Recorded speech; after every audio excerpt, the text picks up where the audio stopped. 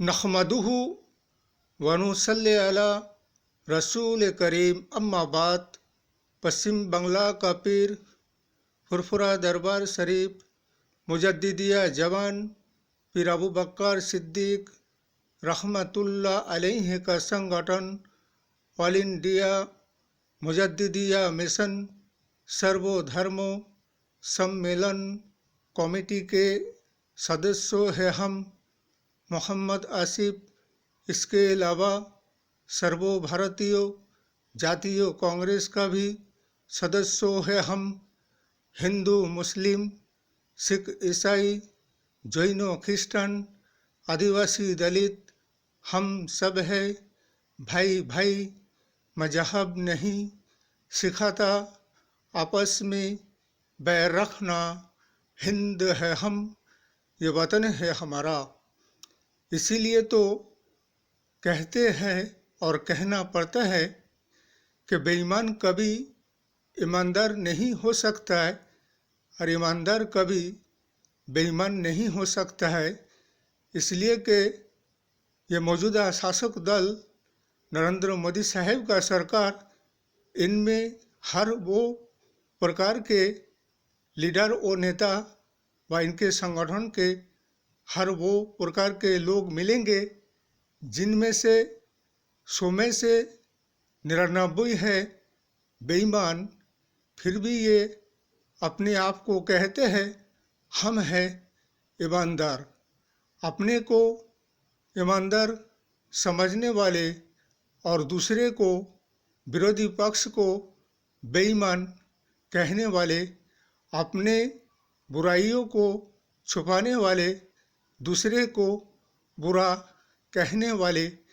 इसीलिए तो आज इनकी जो सोच और विचार है, ये किसी से किसी का ख्याल सोच विचार नहीं मिलता है, बल्कि ये अपने ही बातों पे अड़े हुए होते हैं।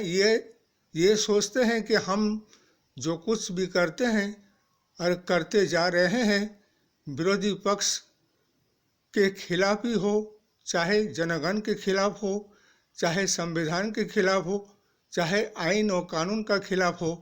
वो तो यही सोचता है शासक दल कि हम जो कुछ कर रहे हैं वही सही है, बाकी सब गलत है। इसीलिए तो कहते हैं ना कि कब तक जनगण जनसाधारण को और देश के लोगों को इस तरह से धोखा देते रहोगे और बेवकूफ़ बनाते रहोगे। इसलिए कि हजारों वादे किए हैं लेकिन एक भी वादे को पूरा करके नहीं दिखा सका, बल्कि वादों का सिर्फ जुमला होता है और जैसे ही इलेक्शन निर्वाचन हो जाते हैं सारे वादे को भुला दिया जाता है।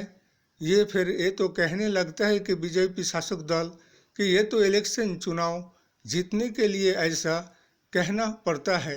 इसीलिए हमारे सर्वभारतीय जातीय कांग्रेस का यही सिद्धांत है कि जो वादा करते हैं उसे पूरा करते हैं। इसके अलावा सबको इंसाफ और न्याय भी सर्वभारतीय जातीय कांग्रेस के तरफ से मिलता है।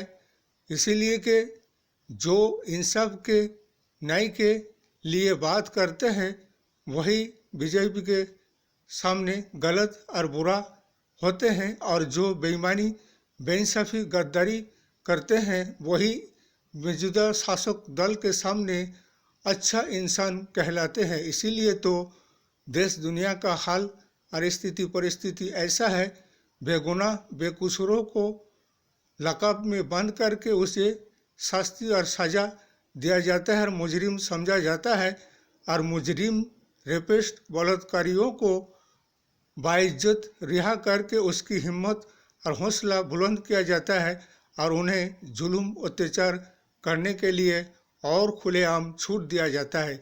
ये तो है मौजूदा शासक दल और संगठन का हाल। इसलिए आने वाले 2024 के लोकसभा निर्वाचन में एक परिवर्तन बदलाव की ज़रूरत है।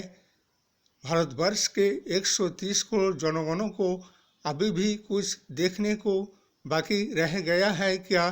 इसलिए आपके सोच समझकर अपना मतदान करना है और इंटरनेशनल इंडिया 26 दल संगठन सर्वभारतीय जातीय कांग्रेस को जयी बनाना है लोकसभा निर्वाचन में।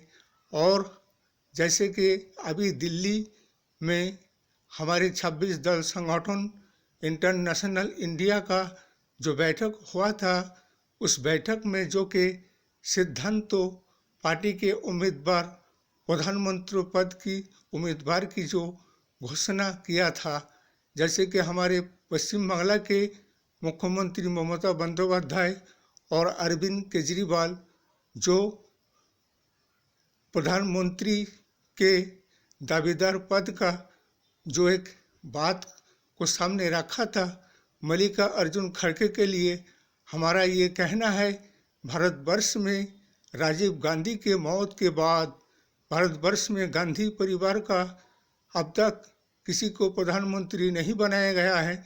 इसीलिए अब के 2024 में सर्वभारतीय जातीय कांग्रेस के तरफ से राहुल गांधी को प्रधानमंत्री पद का उम्मीदवार बनाया जाएगा और राहुल गांधी को ही प्रधानमंत्री बनाया जाएगा। इसलिए कि सर्वभारतीय जातीय कांग्रेस के तरफ से यही हमारे दल और संगठन का मूल हमारे संगठन का भीत है, जिनके वजह से ये सर्वभारतीय जातीय कांग्रेस है।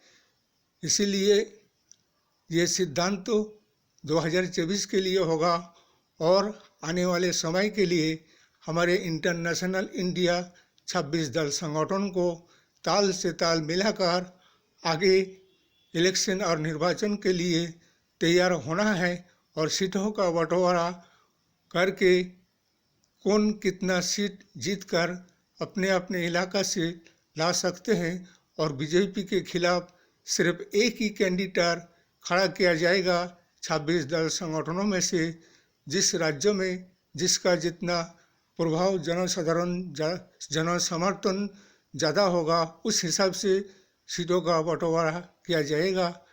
इस वीडियो को ज़्यादा से ज़्यादा लाइक दीजिएगा, शेयर कीजिएगा, सब्सक्राइब कीजिएगा। जय हिंद, जय भारत। मोहम्मद आसिफ।